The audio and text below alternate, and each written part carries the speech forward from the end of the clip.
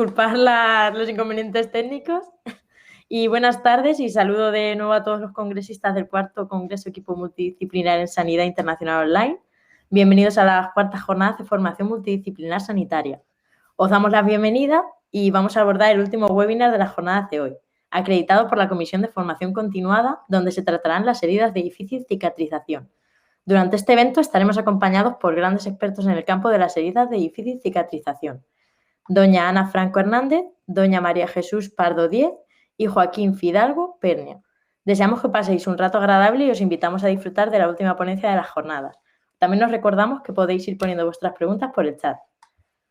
Vale, comenzamos con doña Ana Franco Hernández, enfermera de cirugía vascular desde el Hospital Clínico Universitario Lozano Blesa de Zaragoza, y nos va a exponer el dolor de las heridas de difícil cicatrización. Así que, Ana, cuando quieras, todo tuyo. Gracias, muchas gracias.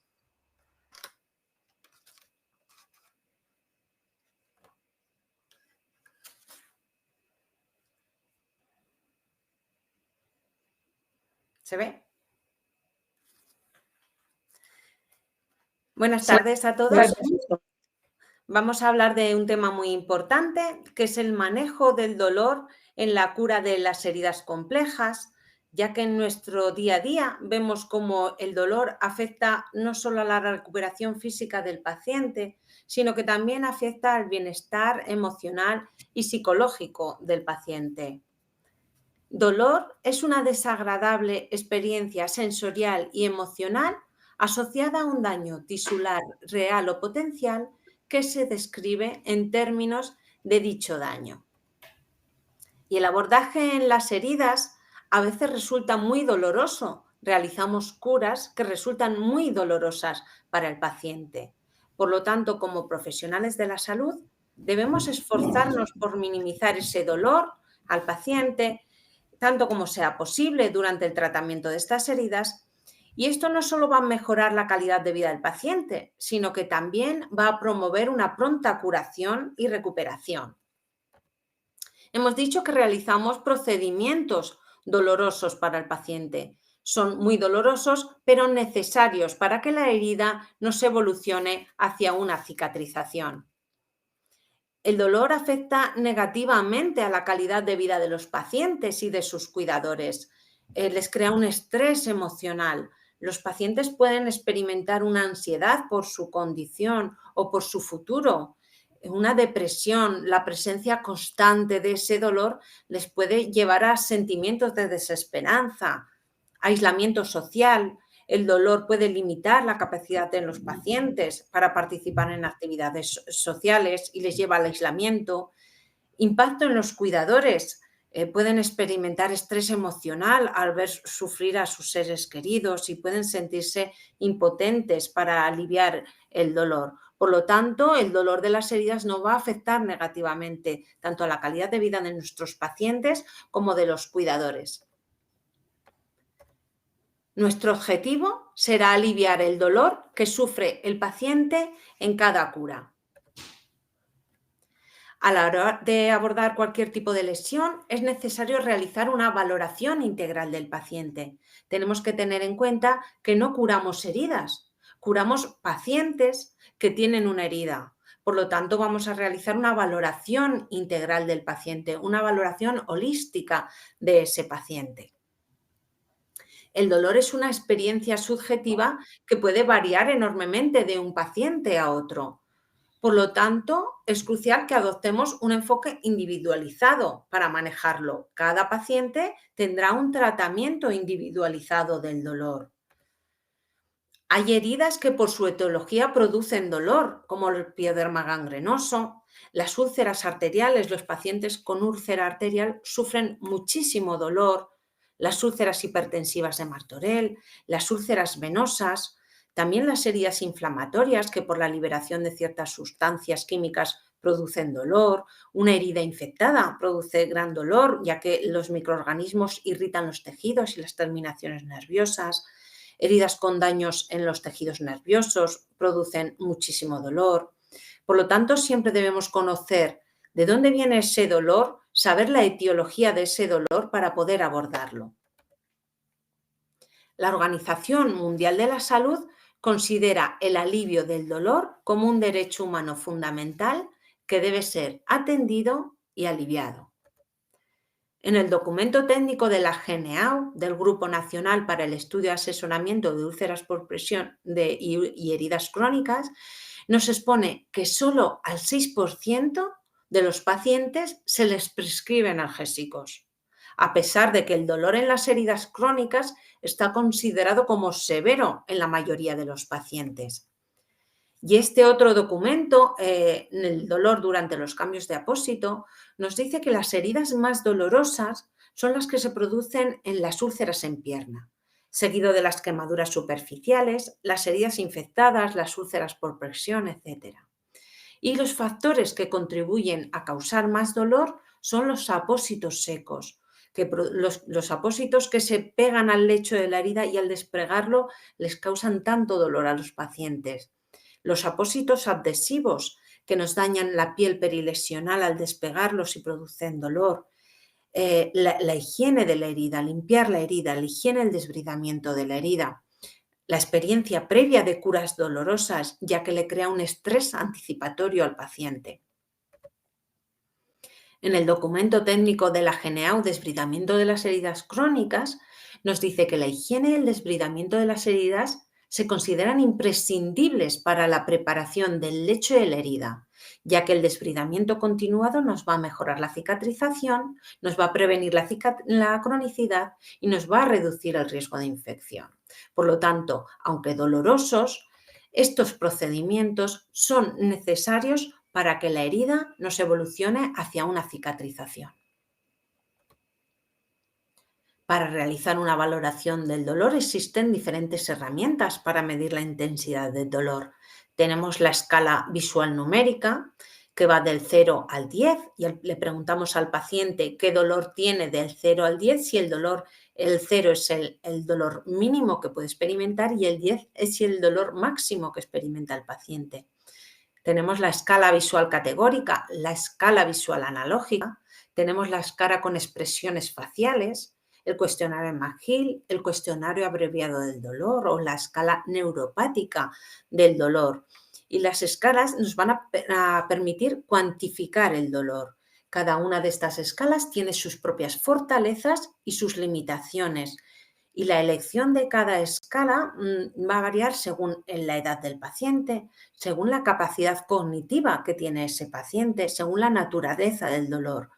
Lo importante es realizar estas escalas cada vez que vayamos a curar al paciente, a realizar una cura al paciente. Existen diferentes tipos del dolor. El dolor nociceptivo, que está causado por lesiones en los tejidos corporales. El dolor neuropático, causado por lesión y disfunción de los sistemas nerviosos, de los nervios. Y el dolor mixto, que tiene componente neuropático y nociceptivo. Y el dolor, la gestión de este dolor va a precisar un enfoque individualizado de cada paciente, como hemos dicho anteriormente. El tratamiento, el abordaje del dolor consistirá en un tratamiento no farmacológico, un tratamiento farmacológico o un tratamiento tópico. Como tratamiento no farmacológico podemos utilizar curas en ambiente húmedo, evitar los apósitos secos que se pegan al lecho de la herida y que les producen dolor al quitarlos, hablar con el paciente respecto al nivel del dolor que tiene antes de empezar la cura o durante la cura para reducir esa ansiedad que tiene el paciente, usar apósitos que nos creen una excelente gestión de exudados, proteger la piel perilesional que muchas veces tenemos dañada y también produce dolor, realizar pausas mientras se realiza el procedimiento es doloroso al paciente, dejarle respirar, dejarle que tome aire y volvemos a continuar. Y otras intervenciones como un poco de musicoterapia o relajación. Como tratamiento farmacológico tenemos la escala analgésica de la OMS, consta de varios escalones, se ha ido modificando. La escala, en el primer escalón tenemos los analgésicos no opioides como los AINES, el paracetamol o el metamizol y podemos utilizar coadyuvantes. Pasaríamos, si el dolor no lo tenemos controlado, al segundo escalón, en el que tenemos opioides débiles como la codeína o el tramadol, y también podemos utilizar los AINES y coadyuvantes. Y si no lo controlamos, pasaríamos al tercer escalón, en el que utilizamos los opioides más potentes como la morfina, el fentanilo, la oxicodona o metadona. Y también podíamos utilizarlo con los AINES o con adyuvantes. Se modificó la escala utilizando un cuarto escalón en el que teníamos técnicas invasivas como los bloqueos nerviosos, la radiofrecuencia, las infiltraciones, etc. Pero la escalera analgésica de la OMS se creó en 1986 para sistematizar el tratamiento del dolor del cáncer, el dolor oncológico. Por lo tanto, es muy generalista y no contempla el uso tópico de los pacientes para utilizar para el dolor. Tampoco el dolor neuropático no lo contempla, como los antidepresivos tricíclicos, los anticonvulsivantes que utilizamos a veces cuando el dolor es neuropático. Y hay un abuso de AINES. Por lo tanto, la escalera analgésica de la OMS necesitamos administrarla junto a otros tratamientos que son efectivos para aliviar el dolor en nuestros pacientes. Como tratamientos tópicos para el dolor de las heridas durante las curas, podemos utilizar unas pomadas de EMLA o el Anamab, que es una mezcla de lidocaína y prilocaína, que se utiliza según la ficha técnica, como tenéis ahí. Se puede utilizar como dosis recomendada un máximo de 10 gramos. Se utiliza bajo un vendaje oclusivo con una envoltura de plástico. Aplicamos la crema y ponemos una envoltura de plástico para que tenga mayor efecto. Y lo mantenemos durante unos 30 o 60 minutos antes de limpiar la úlcera. Eliminaríamos el exceso de crema y ya podríamos comenzar a realizar la cura. Nosotros lo utilizamos habitualmente en los pacientes y lo único que tiene en contra es que es el tiempo que tenemos que esperar hasta que hace efecto en el paciente. Normalmente la solemos dejar de 45 a 60 minutos y es verdad que alivia el dolor para después manipular y realizar las curas. En este estudio nos explica que la lidocaína utilizada de manera tópica en fomento, la lidocaína aplicada como fomento en el lecho de la herida durante unos 15 minutos, también puede controlar el dolor para posteriormente realizar un desbridamiento en las heridas.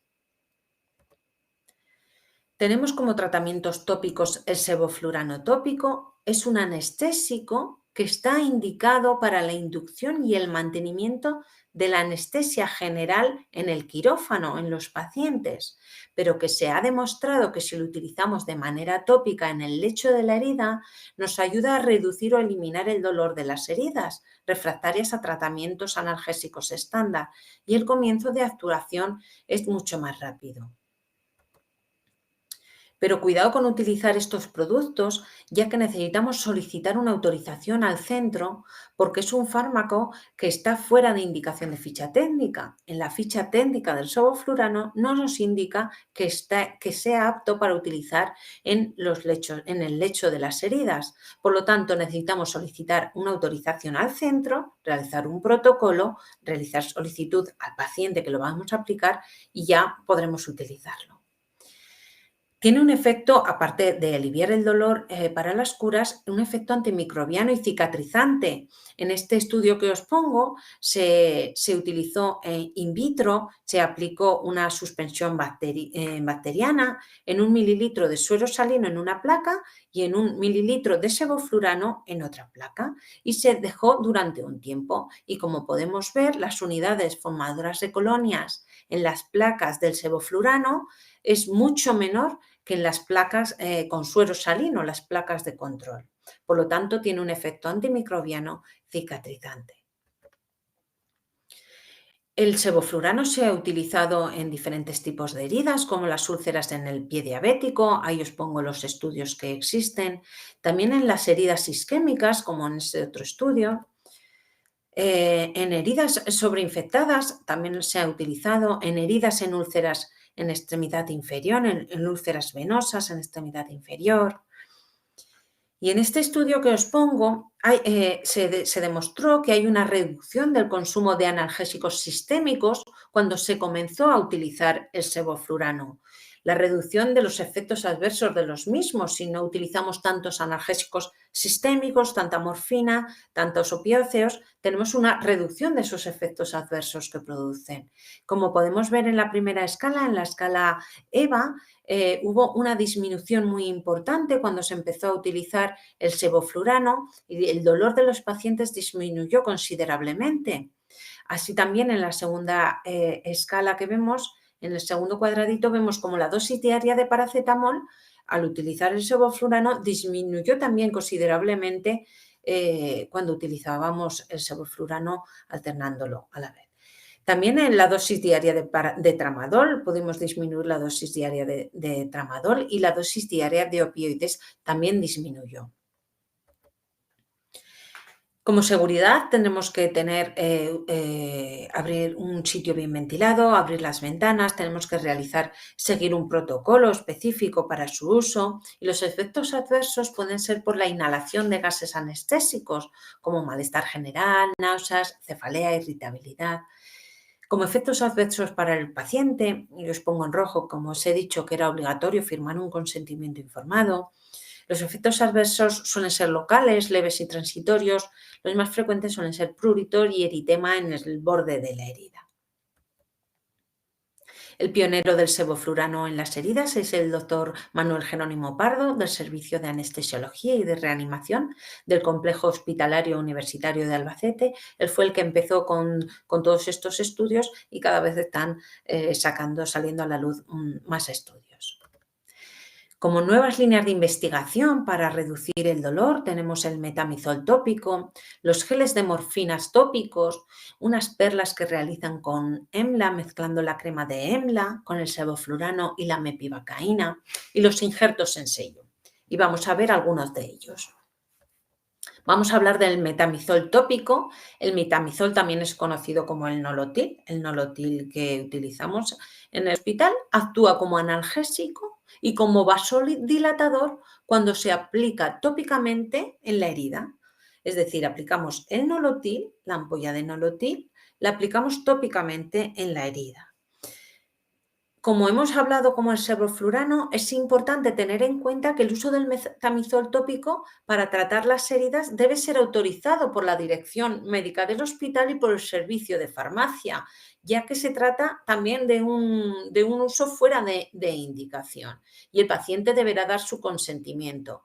Porque a veces escuchamos en congresos, escuchamos o vemos en las redes sociales que se puede utilizar el sevoflurano, el nolotil, que con resultados satisfactorios, pero tenemos que saber que es importante pedir permisos, pedir autorizaciones para utilizarlos, porque si tenemos algún problema, su uso está fuera de indicación de ficha técnica. Por lo tanto, pediremos autorización si queremos utilizarlo. Para aplicar el metamizol tópico, normalmente se irrigan 2 mililitros de metamizol en un apósito de alginato de calcio y se coloca en el lecho de la herida. Deberemos proteger bien los bordes con óxido de zinc antes de la aplicación para prevenir el dolor y el picor que provoca. Produce un picor en la piel lesional en el lecho, por lo tanto deberemos proteger esos bordes. Y el procedimiento ha mostrado una reducción del dolor en unos 5 minutos aproximadamente. Como efectos adversos tenemos el picor de corta duración y el sangrado por vasodilatación. El nolotil nos va a realizar una vasodilatación. Si después vamos a realizar un desbridamiento y se nos produce un sangrado, tenemos que tener cuidado porque esa vasodilatación no nos va a dejar que la herida deje de sangrar. Se necesita más investigación al respecto, ya hay compañeros que están investigando y que realizarán publicaciones posteriormente y veremos cuál es su uso para estandarizarlo. Y también como nuevas líneas de investigación para reducir el dolor tenemos los injertos en sello. La doctora Elena Conde es una dermatóloga gran influyente en el mundo de las heridas y ella fue un poquito la que volvió a traer los injertos en sello, a enseñarnos su uso, a ponerlos en la palestra. Y en este estudio que realizaron con 136 pacientes, se expuso que 2/3 de los pacientes habían logrado la supresión completa del dolor al realizar los injertos en sello. Los injertos en sello cogemos piel del epidermis del muslo anterior del paciente, de la piel sana, como podemos ver en la fotografía de arriba. Hemos cogido pequeñitos fragmentos de la piel en el muslo, del epidermis, y los colocamos sobre el lecho de la herida. También tenemos otro estudio, ahí he puesto la bibliografía, en el que vemos, se estudiaron 41 pacientes, principalmente con úlceras venosas, arteriales y de Martorell, y el dolor fue evaluado por una escala numérica antes, el día después de los injertos y al momento del alta hospitalaria. Y en este estudio se vio que la mayoría de los pacientes tenía una mejoría significativa desde el primer día y después del procedimiento de los injertos en sello, con un 75% de una mejoría, y este control del dolor mejoró hasta un 90% el último día de hospitalización. Y el otro estudio se presenta con 22 pacientes con úlceras en pierna y de pie diabético, y la escala EVA del dolor antes de realizar los injertos en sello fue de 4,2 y en comparación a 0,8 después de una semana con la técnica de los injertos en sello. Por lo tanto, para concluir, deciros que el tratamiento eficaz del dolor es esencial en la calidad de la atención sanitaria y en la calidad de vida del paciente. Muchísimas gracias.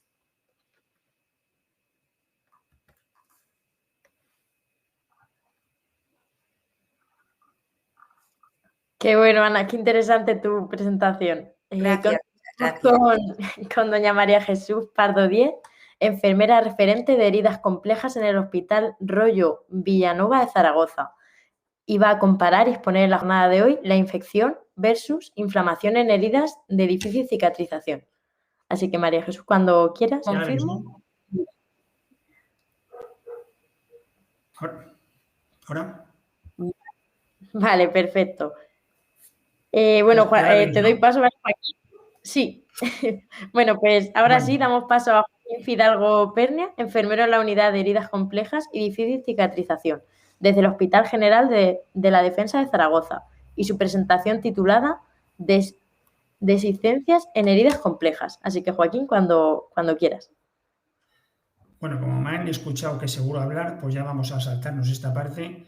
Vamos directamente a la introducción, que os hablaré de la definición, epidemiología y los pasos a seguir. Como os hemos dicho, voy a seguir el método TIME 2.0 y vamos a empezar con otras palabras que designan lo que es una dehiscencia, en el cual todos conocéis como puede ser disrupción de la herida, separación de la herida, abertura de la herida, ruptura de la herida, insuficiencia de la herida, insuficiencia del sitio quirúrgico, dehiscencia, abdomen reventado, dehiscencia facial. Esos son sinónimos. Según la CIE 10, como manual de codificación y procedimiento internacional para designar enfermedades, el diagnóstico sería el TED 81.3, al cual lo llama desgarro de herida operatoria, dehiscencia, ruptura de herida no clasificada bajo otro concepto. Y el procedimiento para su tratamiento es el I-839 y lo llama cirugía y otros procedimientos quirúrgicos como causa de reacción anormal del paciente o complicación posterior, sin hablar de otros incidentes. Entonces, esto es un poco, aunque sea una anécdota, para que veáis dónde está enclavada lo que es la dehiscencia. Y como tal, la definición que tiene en el último documento de consenso de 2022, podemos decir que la dehiscencia de la herida quirúrgica es la separación de los márgenes de una incisión quirúrgica cerrada que se ha realizado en la piel con o sin exposición de protrusión del tejido, órganos e implantes. También habla de separación que puede ocurrir en una o varias regiones e involucrar toda la longitud de la incisión y puede afectar algunas o todas las capas del tejido. La incisión discida puede o no mostrar signos y síntomas clínicos de infección. Resumiendo esto,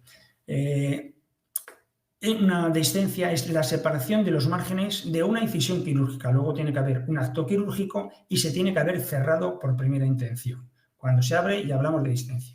Tiene que haber separación de los bordes, que puede ser en una o varias de las regiones en las cuales se ha producido esa sutura del acto quirúrgico. Y después dice que a veces sí, a veces no, puede haber síntomas clínicos, con lo cual, con esos 3 conceptos más o menos, tenemos que saber decir qué es una discencia y qué no es una discencia. Creo que están bastante escuetos y bien puestos. En cuanto a cuál es la incidencia, hablando un poco de estadísticas, que a mí me gustan mucho, hablamos que tienen una mortalidad muy alta cuando es una discencia external y está complicada con una obstrucción, con una enfermedad pulmonar obstructiva o hay infección. Y hablan de una mortalidad del 11%, que eso es un tema importante. Si es abdominal, también tiene una mortalidad alta, un 3%, que es muy considerable cuando alguien se somete a una intervención quirúrgica abdominal, que nadie se lo piensa realmente. Y después, decir que hay un riesgo muy alto de hernia incisional en las discencias abdominales, ¿de acuerdo? Cuando hay una discencia abdominal, puede que después, en un 80% de posibilidades, estamos hablando, vuelvo a decir, de datos muy altos, de que pueda salir una hernia en el lugar de la herida. En cuanto a cuáles son las que más se producen, pues principalmente cuando se hace un selo pilonidal y se cierra por primera intención. Sabéis que el tratamiento o el abordaje quirúrgico es de 2 maneras. Primera intención es suturarlo y la segunda es dejarlo al aire y se sutura, ¿vale? Y se deja por segunda intención. Pues en esa primera estamos hablando de un porcentaje muy, muy alto, de casi el 40%. La siguiente que le siguen son las abdominoplastias tras cirugía bariátrica y después la reconstrucción mamaria. Entonces son de las más frecuentes. Cuando alguien se somete a estas intervenciones hay un riesgo muy alto de que se vuelva a abrir el sitio quirúrgico. Aparte, decir que siempre, vamos, ya no siempre, el 80% de cuando hay una discencia, hay una biopelícula bacteriana, lo cual quiere decir que aparte del desbridamiento, limpieza y demás tratamiento que le hagamos, hay que utilizar alguna sustancia o apósitos antibacterianos debido al hecho de que tenemos ese biofilm presente por lo menos en las primeras etapas de evolución de esta discencia quirúrgica en su curación. Como hemos dicho, vamos a abordar esta herramienta, la 2.0, que es de las últimas que hay, como podríamos haber utilizado el método dominante o el triángulo de las heridas o la higiene de las heridas. Bueno, pues aquí voy a utilizar este y vamos a seguir los diferentes pasos, ya que es un método protocolizado y no tenemos tampoco que inventar muchas cosas, nada más que nuestra aplicación práctica. Habla de un primer paso en el cual hay que evaluar al paciente, un segundo paso B, contar un equipo multidisciplinar, el paso C, controlar o tratar las causas, el paso D, decidir el tratamiento adecuado y el paso E. Luego se compone de 5 etapas en las cuales vamos a intentar ver al paciente cómo evoluciona o cómo tratamos o cómo llegamos al fin de esa discencia. En cuanto a los factores de riesgo de la discencia quirúrgica, vamos a hablar de los factores intrínsecos y los factores extrínsecos. ¿Cuáles son los intrínsecos? Pues evidentemente la edad. Las personas mayores tienen un índice más alto. El sexo también, parece ser que los hombres por su estructura lo tienen. Las diabetes mellitus, cuando hay un componente de un diabético en una intervención quirúrgica, pues hay que prevenirlo porque sabemos o tiene más incidencia. El índice de masa corporal yo creo que es el más importante porque es el que más relacionamos con todas estas discencias. El procedimiento, que sea traumático o no, que haya una enfermedad subyacente grave o los factores de clasificación de la herida, o sea, el nivel de contaminación microbiana en el lugar del procedimiento. Sabéis que hay diferentes niveles para saber cuando hay una intervención quirúrgica cómo tenemos esa herida, si es una herida limpia, sucia, contaminada y demás. Esos son los niveles. Y después están los factores extrínsecos, que son los del procedimiento. Pues la duración del procedimiento, aquellas intervenciones más largas, tienen un índice más alto. Las técnicas que sean mínimamente invasivas, que es lo que se está haciendo ahora, la laparoscopia, pues evidentemente esas son mucho más limpias y pocas veces tenemos este tipo de complicación. Evidentemente el equipo quirúrgico y el cirujano, por supuesto que van a tener incidencia o importancia.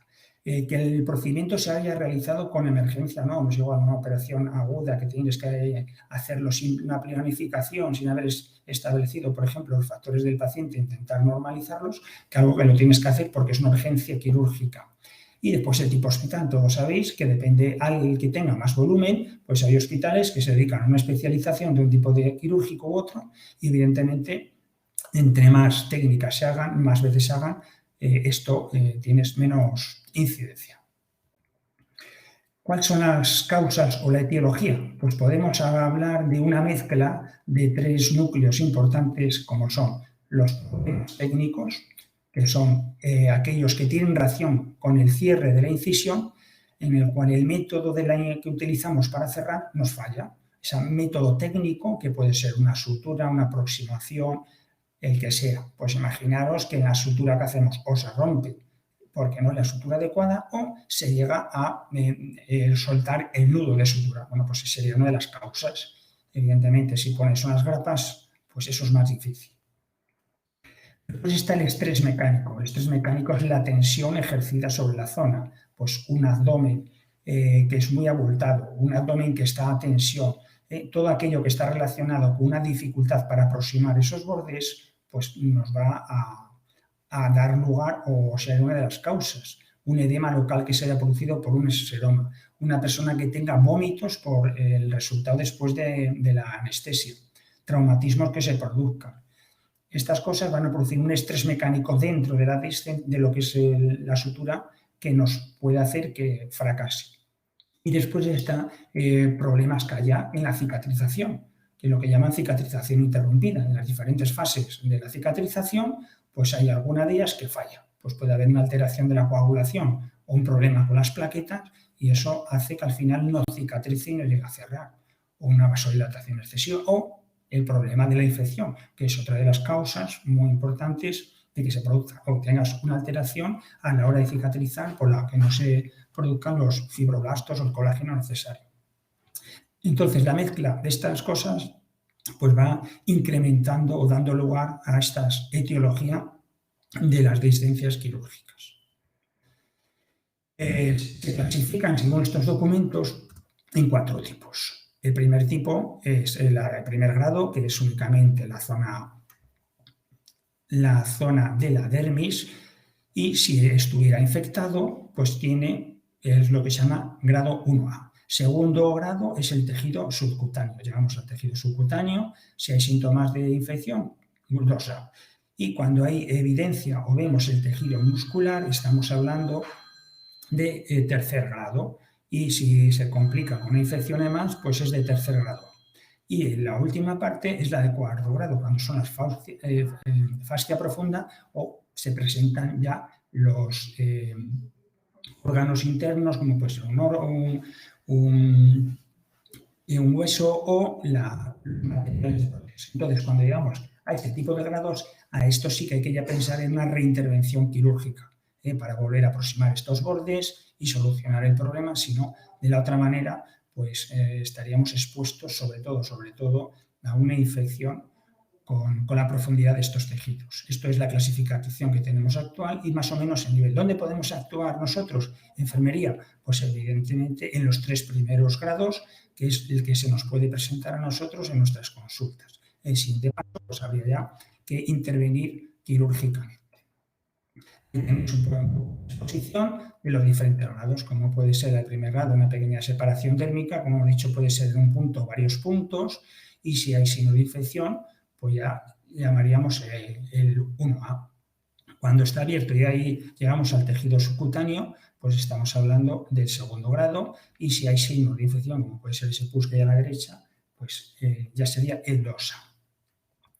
Estamos entrando en profundidad, llegamos al músculo, pues una postcirugía de rodilla, pues que llega a abrirse y se expone pues el tejido muscular que tenemos alrededor. Si está infectado, como veis en ese muñón, pues estamos hablando del tercero, el 3A. Y ya por último, cuando se ven órganos, como puede ser el intestino, por ejemplo, los abdominales, o puede ser la exposición de un arterial o del hueso, como puede ser en algo traumatológico, estamos hablando del grado 4, tanto con infección o sin. Siempre esto hay que tratarlo y reintervenirlo por exposición y sobre todo que se puede producir una infección. Como estamos hablando de diferentes grados de esas heridas, pues hay que saber si están infectadas o no. Esta infección, aunque después Chus nos especificará más de ella, pues nos vamos a los documentos que tenemos actuales. Tenemos el continuum de la infección de 2016 o en el 2022 que vuelve a hacer exposición de lo mismo. Y aquí tenemos los diferentes grados de esta infección, en los cuales lo dividen en 5 apartados. Y queremos saber cuáles son de tratamiento quirúrgico, o sea, cuáles son de exposición y si hay síntomas de infección. Entonces, digamos que la infección local hay que utilizar esos síntomas sutiles de infección local o los síntomas clásicos. Y vuelvo a decir, eso es un poco para que podáis evaluar si estáis en un tipo de discencia o no. Al principio hemos dicho que siempre vamos a tener sobre todo la zona de colonización, contaminación, infección local, que tenemos ahí esa biopelícula que nos está diciendo que mucho tenemos. Entonces, ¿cuáles son los síntomas locales de infección en la zona quirúrgica? Pues tenemos el eritema, ese enrojecimiento localizado que podemos ver, con esa cielulitis que llamamos. En cuanto se manifiesta el pus, el sudado purulento, hemopurulento que va a producir el seroma o proviene de ese seroma, el acceso que se puede crear, el cual a veces tienes que un poco dar campo a esa discencia para que sacarlo, drenarlo, hinchazón, induración, calor suele aparecer, mal olor, crepitación, que todos también lo conocéis. En cuanto os mueves la zona, pues notas que hay algo, se detecta ese sonido y aparece la discencia. Si evidentemente se nos ha abierto, pues entonces ese es uno de los síntomas de que ahí puede haber una infección. Y el dolor y sensibilidad inesperada. Bueno, todos estos síntomas evidentemente lo que nos van a diferenciar de una a otra para pasar de un grado A un grado B o del grado 3 a grado con infección, para utilizar una técnica u otra para su finalización. Os voy a poner un vídeo un poco para que vosotros veáis lo que es algo infectado o no. Y como veis, aunque no creáis, eso es una intervención de un fémur, en el cual parece la cosa no ha ido bien después de varias reinfecciones, pero ahí veis todos los síntomas, la infección, el pus, todo lo que más o menos tenemos en esta diapositiva, y evidentemente ahí sabemos que hay infección y hay que tomar pues, esa trayectoria, ese camino. ¿Cuál es el vínculo que hay entre esa infección y la discencia? ¿Qué fue antes, la gallina o el huevo, no? Pues esto es un poco lo que nos ponen estos documentos, que dice que la infección en sitio quirúrgico puede ser una causa o el factor de riesgo para la discencia quirúrgica. Evidentemente, si nos produce una infección debajo de esa sutura, de esa herida, puede llevar a abrirse, ¿no? Y eso es un poco el organigrama que nos dan estos documentos. Pero por otro lado, también dice que el vínculo entre discencia y la infección en sitio quirúrgico, en el cual no todas las heridas con discencia están infectadas, que es lo que hablamos en un principio, con lo cual lo mismo nos requiere ese tratamiento de la infección. Y no todas las heridas infectadas o inflamadas tienen discencia. Hay algunas que, lo que hemos dicho, a veces si no las fuerzas, puede quedar ese acceso ahí y, bueno, pues la evolución nunca sabemos si puede ser a la reabsorción o a que se complique más. Por eso muchas de ellas merece la pena pues, quitar esos puntos o esas grapas y que drenen y que salga. ¿De acuerdo? Entonces es un poco, yo creo que un poco aquí lo que tenemos que sintetizar de todo esto es que no siempre que haya una discencia tiene que estar infectada, no se debe a infección, puede abrirse por otras causas como os he explicado anteriormente, pero sí que tenemos que sospechar, como hemos dicho, el 80% tienen un biofil, luego hay un factor solo por el hecho de estar abiertas que deberíamos de prevenir como mínimo sobre la infección. Entonces son las dos cosas que podéis sacar de aquí. Puede decir que la presencia de lo que es la infección sitio quirúrgico se debe tratar como tal hasta los 30 días de producirse esa intervención quirúrgica, pues se llamaría una dehiscencia e incluso se alargaría hasta 1 año si hay alguna prótesis o un implante. Y esto puede ir apoyados con síntomas o signos clínicos, no siempre es algo a tratar por otro tipo de diagnósticos. La valoración de la herida, pues después lo hemos dicho también, lo que he comentado, que hay que ver en el paso A, una vez que hemos evaluado al paciente, todos esos sistemas de comorbilidades que tenía o factores que pueden producirla, pues habría que ya evaluar la herida. Pues la ubicación en el sitio que está, la duración de la herida, cuánto tiempo lleva abierta, qué clasificación de esas 4 que hemos dicho, el tamaño y profundidad, si hay túneles o no, la forma, el tipo de tejido del lecho, es importante para si hay que desbridarlo o no desbridarlo, cantidad de tejido en el lecho, la descripción de los márgenes, el color y condición de la piel, el deterioro de la herida. Bueno, pues estos son todos puntos, ítems a la hora de tratar esa herida, pues su evaluación de la misma como tal. Deciros aquí únicamente que las muestras o los cultivos que se hacen, que siempre os dirá el médico de turno, el especialista, hay que hacer un microcultivo para saber qué infección está. Bueno, pues si leéis un poco, cada vez hay más dudas y hay más estudios un poco unos contra otros, en el cual decir, es tan importante saber qué microorganismo es el que está produciendo esa infección o no. Bueno, pues a veces esto engaña un poco, depende cómo sea esa toma, pues puede eso reflejar las bacterias de superficie, pero no las que hay en profundidad, ¿de acuerdo? Y eso nos puede dañar un poco o engañar a la hora de utilizar unos antibióticos, unos antimicrobianos u otros. Hay algunos sistemas, como veis el de la foto, pues el Maculite, que nos detecta las áreas que están infectadas por niveles elevados de bacterias. Bueno, hay diferentes sistemas para esto. Cada vez estamos progresando un poquito más. Entonces, debemos ser conscientes de las limitaciones del análisis microbiológico e intentar que los resultados y los signos primen sobre lo otro. El ojo clínico es muy, muy importante, porque a veces esos isótopos, cuando hacemos esas tomas, son negativos, lo cual no quiere decir que tengamos una infección más profunda. Entonces, aquí prima mucho más el ojo clínico a la hora del tratamiento, sobre todo. Pasamos al paso B de esta herramienta del TIME, en la cual habla del equipo multidisciplinar. Dice, es un elemento clave en la evaluación holística, eso creo que ya lo tenemos todos claros. Aquí hay pacientes sin heridas, sino pacientes con heridas, eso está clarísimo. Ese equipo, pues evidentemente, dentro del tratamiento de una dehiscencia, pues lo primero es los cirujanos que la produjeron. A ver qué determinación quieren tomar ellos de abrir, no abrir, cerrar. Hay unas enfermeras que son los que acabamos tratando y curando a estos pacientes por segunda intención principalmente. Después, un equipo nutricionista, estamos hablando de personas mayores que dan los factores, pues habrá que buscar para que tengan la mejor nutrición en cuanto a lo mismo, utilizar algún compuesto que ayude a la cicatrización. La unidad del dolor, como bien ha dicho Ana, es muy importante en esos primeros momentos, en esas primeras semanas, quitar ese dolor para que haya una curación con el método que tengamos. Equipo vascular y endocrino, pues a veces hay que utilizar alguna revascularización y después, muy importante para mí, son los familiares y los cuidadores que se involucren en el tratamiento, porque esto puede hacer que evolucione muchísimo mejor. Cuando los cuidadores están y siguen los pasos a tratar, la cosa va muy bien.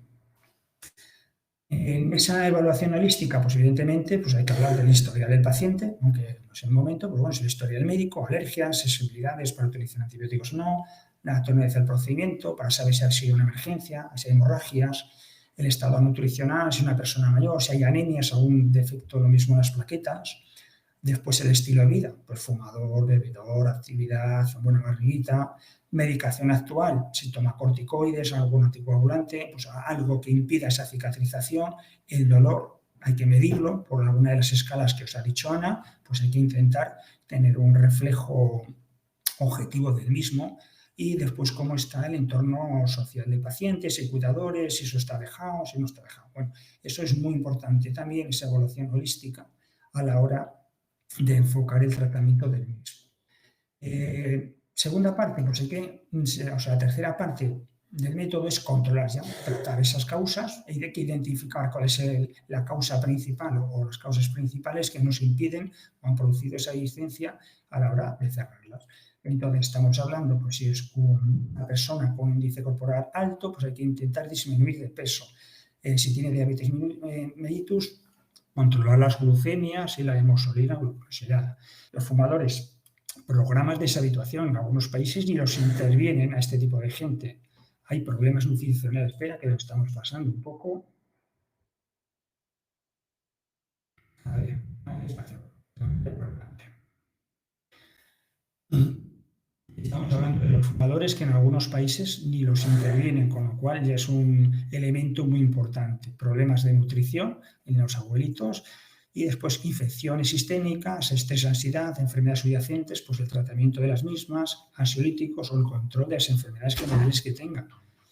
En cuanto a los factores sistémicos, pues técnicas mínimamente invasivas, habilidades del cirujano, duración de la intervención, el tipo de hospital y experiencia, pues todas estas cosas, por supuesto, que van a influir a la hora, estamos hablando sobre todo, de solucionar esos problemas y saber de dónde ha venido el hecho. En cuanto a otra de las causas a la hora de prevenir sobre todo esas dehiscencias, según esta guía mundial, también un documento de Consexo que está aprobado, habla por diferentes fases en lo que es el campo quirúrgico, en lo que es el momento quirúrgico, en el momento pre y posquirúrgico.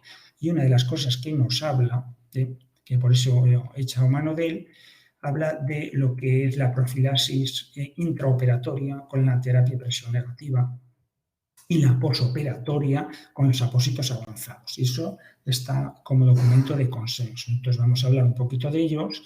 Ahí estamos hablando de esos apósitos específicos que hay para lo que son las heridas posquirúrgicas. No solamente es un paquete de gasas con un esparadrapo, no. Hay otras técnicas como la Moldan, apósitos que simulan esa técnica, apósitos que llevan algún alginato, que llevan algún hidrocoloide con compuestos que conocemos. Hay unos apósitos postquirúrgicos para tapar y no levantar esa herida hasta que casi tengamos que quitar los puntos que son muy importantes a la hora de prevenir las dehiscencias. Hemos dicho que dehiscencias es hasta el día 30 postquirúrgico. Y después hay otro tipo de cosas que en esos pacientes de alto riesgo que hemos dicho, que ahora lo repasaremos, como puede ser la terapia de presión negativa quirúrgica una vez que sales del quirófano, en aquellas que podemos sospecharlo, bueno, pues este tipo está reconocido como una terapia de éxito a la hora de hacerlo. Ahí tenemos un poco un repaso de las virtudes de esta terapia de presión negativa y cómo tal. Eliminan el exceso de líquido de la herida para que no se produzca seroma, reducen el edema. Si no produces el edema, no hay un efecto mecánico que tienda a abrir la cicatriz. La contracción de la herida, imaginaros una herida de un abdomen a tensión, pues todo aquello que haga que tire de él y que haga una presión negativa y que lo cierre y que intente aproximar los bordes como hacen estos sistemas, pues estamos ayudando mucho. Como al principio, pues estos sistemas de prevención que son sobre todo sistemas de usar y tirar, que son portátiles, en teoría no son para grandes cantidades de exudado, por eso son en ese momento quirúrgico para esa prevención y algunos pues están programados para utilizarlos 7 días, aunque otros como de arriba pues son ilimitados nada más que la cantidad que entre el recipiente. Pero cómo incide en la incisión quirúrgica esos elementos. Estamos hablando que por un lado el drenaje linfático lo está aumentando. Si no hay drenaje, si hay buen drenaje linfático, disminuimos el edema. Si no hay tensión lateral porque estamos succionando y cerrando los bordes, estamos disminuyendo ese espacio muerto y de que se haya un riesgo de dehiscencia, de que se abra o que se rompan los puntos. Si disminuyes el edema, disminuye el seroma, con lo cual no hay hematomas. Eso de los casos. Y después, por otro lado, como habéis visto, son técnicas que se ponen en quirófano, que son estériles, que cierran y aíslan la zona. con lo cual la contaminación o la protección de la contaminación es muy importante. Entonces, todo eso se ha visto con estos documentos de consenso de que cierran o disminuyen el riesgo de lo que es la discencia quirúrgica y la infección en el sitio quirúrgico, ¿de acuerdo? Con lo cual es una terapia muy buena, pero que se utiliza en muy pocos sitios, porque evidentemente son terapias caras y que a veces el Sistema Nacional de Salud pues, no tiene acceso a ellas, o los profesionales, compañeros médicos, pues tampoco las utilizan demasiado. Pero todo esto tiene unas indicaciones. ¿Cuándo se debe hacer esta terapia de presión negativa? ¿O cuándo se debería hacer? Pues bueno, según este documento, lo tiene muy claro. Aquellos que el índice de masa corporal es mayor de 40 kilogramos por metro cuadrado, 40, o sea, para que todo entendamos, debería ponerse. Aquel que tiene una diabetes mellitus debería ponerse. Y después, si se centran más de estas causas que vimos al principio, como era la edad, como era el tipo de intervención, pues si se suman dos esas, pues estamos hablando de lo mismo, ¿eh? Ahí tal. Si tiene dos o más factores de riesgo moderado que vimos, pues volveríamos. Y si no tiene esas causas es cuando se hace el vendaje posoperatorio estándar. Pero, como veréis, si os dais cuenta, estos factores de aquí lo cumplen muchas de las personas que pasan por el quirófano.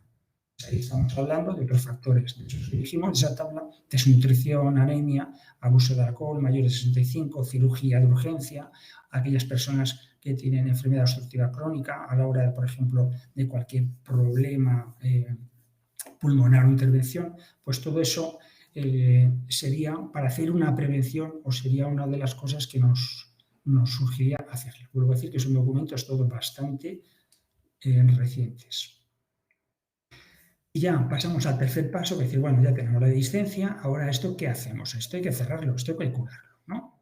Que es lo que nos lleva. Este documento igual nos da aquí unos pasos, unos manejos, con infección, sin infección. Parece que es muy sencillo, pero esto no es tan sencillo, ¿de acuerdo? No es tan sencillo decir, pues aquí ponemos esto, aquí ponemos lo otro. Bueno, yo os voy a hablar un poco ya de la experiencia personal y de documentos que seguimos. Primero, saber que estamos hablando de cuando estamos haciendo la discencia quirúrgica, es una segunda intención. Vamos a hacer un cerramiento por segunda intención. A veces podemos utilizar este paso, hacer esta limpieza, y cuando ya están los bordes volvemos a limpiar y se puede hacer una sutura, que es la tercera intención. Lo lógico es que a nosotros nos toque actuar en este segundo paso cuando haya una discencia. Tenemos primero que tratar o prevenir la infección. Ya hemos dicho que si no tiene infección, es muy improbable que en esta primera fase, que al estar abierta la herida, que tenga ese biofilm. Síntomas y signos, como hemos dicho, más que lo que son, aparte que se le haga esa valoración microbiológica. Segundo, hay que limpiarlas, hay que desbridarlas. ¿Cómo las desbridaremos? Pues en función un poco de lo que nos pida la herida. Al final, esa es la palabra. Autolítico, enzimático, mecánico, cortante. Si es algo que duele mucho, evidentemente no podéis utilizar técnicas muy agresivas. Lo mismo habría que ir a un autolítico, empezar a utilizar algún sistema como el que os ha explicado Ana, o a veces no, a veces podemos desbridar y podemos cortar para buscar ese lecho de la herida. Y sobre todo, estas heridas, sobre todo que lo tengáis en cuenta, van a producir muchos sudados, o primero en la primera fase. Para ello, ¿cómo controlamos el exudado? Pues utilizar alginatos, fibras, apósitos con o sin borde, en función de si haya algún mecanismo para comprimir o no también. Incluso los apósitos superabsorbentes que tenemos hoy en el mercado, pues serían de utilizar desde el quirófano, por ejemplo. Tenemos que, en cuanto a lo que es el control del exudado, la segunda parte, que sería la terapia presión negativa, que si no hubieran salido con idea de quirófano, pues sería una de las cosas a utilizar, pero siempre teniendo muy en cuenta la infección o no infección a la hora de poner una terapia de presión negativa. Segunda parte, cuando ya hemos conseguido, la última, tener ese exudado controlado, de que esté más o menos un desbridaje, de que empezamos a tener un tejido de cicatrización, pues hay que estimular la cicatrización, y la utilizamos con los colágenos La terapia a presión negativa es un muy buen estimulante y nos va a controlar el exudado, pero vuelvo a decir, hay que tener mucho cuidado si hay infección o no. Y reguladores de las metaloproteasas, que creo que tenemos bastantes productos en el mercado también para poder utilizarlos. La práctica, pues la práctica no es tan sencilla. Esos pasos que os he dado ya ahí no son tan sencillos. Queda muy bonito. Hay que los compañeros que publicaron no hace mucho en la revista, pues el seguimiento de una herida quirúrgica en la cual, pues bueno, aparte de todos estos días de tratamiento, que estamos hablando casi bastante más de un mes, pues bueno, las técnicas que utilizan han utilizado de todo, casi todo lo que tenemos en el mercado. Entonces, resumiendo un poco, primero, hacer una limpieza con suero fisiológico de esa dehiscencia. En este caso que veis ahí, pues bueno, es una dehiscencia superficial, pero imaginaros que hay una tunelización, pues en el caso de la tunelización es muy importante esa limpieza con suero fisiológico con una jeringa varias veces. Es decir, bueno, hay que poner medio litro, pues hasta que salga totalmente limpio. El desbridaje es la segunda parte. Si no limpiamos todos esos restos con el sistema que queráis, ahí puede ser cortante, que es el más efectivo, pero a veces es muy doloroso y no puede ser. Pero hay que limpiarlo y buscar el tejido de granulación. Utilizar esos fomentos, esos antimicrobianos, que se ponen en fomento, quedaros con ello, no se utiliza echando un chorrito, hay que dejarlos un rato que efectúen. Ahí tenemos los derivados de ALPHB o los del hipoclorito hipoclorosos, incluso la octeína y demás. Todo eso por el biofil que tenemos. Y después la aplicación del desbridante podemos utilizar, aparte del desbridaje mecánico, mientras se hace la cura. Para la siguiente, para ir limpiando, pues bueno, tenemos unos desbridajes autoenzimáticos o autolíticos muy buenos, sobre todo los angilogeles que tenemos en el mercado, que hay que aplicarlos, pues bueno, con cierta técnica porque vienen en una especie de pasta, pero que nos ayudan a limpiar y a prevenir la infección. Una vez que estamos rellenos, pues vamos a esparcir las curas lo que haga falta. Y lo que está funcionando muy bien y funciona es sobre todo valorar a la hora de hacer esa terapia a presión negativa, por el mecanismo que sea, que puede ser una terapia a presión negativa desechable o de estas ambulantes que las llevan un par de semanas y vuelvo a decir, ayuda mucho a lo que es la cicatrización. Una vez que tenemos, vuelvo a decir, un lecho limpio y no tenemos biofil y conseguimos que eso podamos mantenerlo varios días hasta poderlo tener. Por eso yo creo que es una de las técnicas que ahora mismo nos está funcionando mejor, terapia a presión negativa. Utilizar después los apósitos que tenemos con borde o sin borde, que son muy absorbentes, lo regulan muy bien, el lecho, no se pegan, no van a producir dolor y hay algunas marcas que tienen buenas como os he dicho, pero no todo el mundo puede disponer de ella. Pero es uno de los grandes avances a la hora de la dehiscencia quirúrgica. Y uno de los hechos, y tengo que resumir algo importante de aquí, es la limpieza, sobre todo en esta fase, en la fase que tenemos de tunelización, como pueden ser las abdominales. Y después, pues claro, esto es como todo, no todo es operado. Hay que registrar el progreso respecto a los tiempos.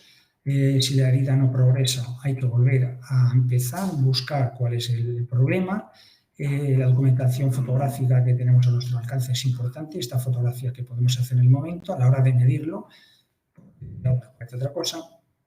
Y no todas las heridas progresan linealmente, sino a veces hacen asaltos bruscos de que de un día podemos conseguir unos avances que lo mismo no llevamos haciendo en semanas. Y como conclusiones, fijaros ahí un poco con estas pequeñas conclusiones.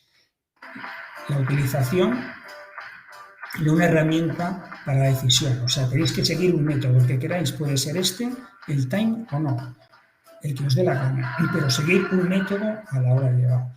Lo importante de hacer un seguimiento integral de las dehiscencias para su total cicatrización. Es importante esa valoración nutricional.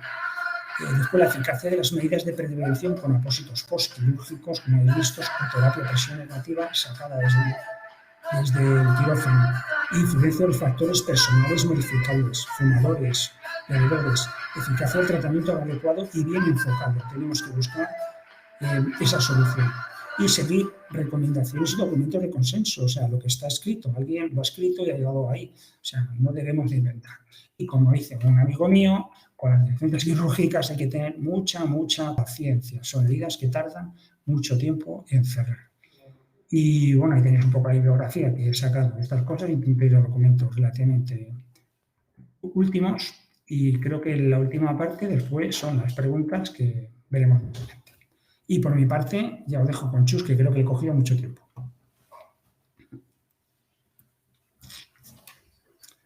Vale, buenas de nuevo. Qué bueno, Joaquín, tu presentación, muy interesante. Lo está comentando la gente por el chat que le estaba gustando mucho, cómo lo estabas expresando y lo completa que ha sido. Y vale, vamos a continuar con doña María Jesús Pardo Díez, enfermera referente de heridas complejas en el Hospital Rollo Villanova de Zaragoza, y va a comparar y exponer en la jornada de hoy la infección versus la inflamación en heridas de difícil cicatrización. Así que cuando quieras. ¿Me oís ahora? Sí, ahora se te escucha perfecto. Bueno, a ver si ahora me conecto a la primera. Sí, seguro que sí. Bueno, vamos a ver. Ventana.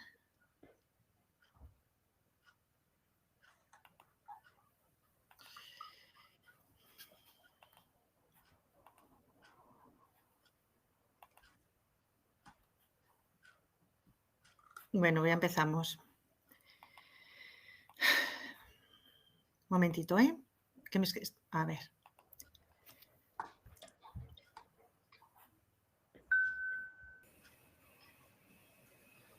¿Qué se está cargando? Vale, para compartir pantalla, ¿no? Sí.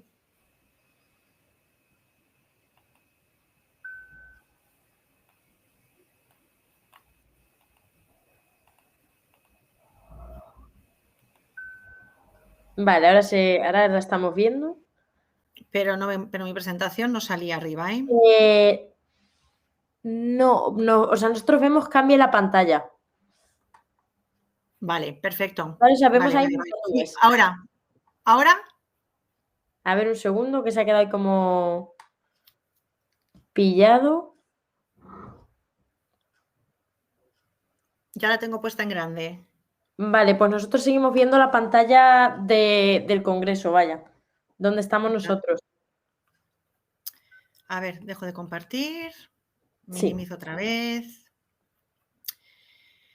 Vuelvo a darle compartir al circulito. Sí. Vale, me voy a ventana.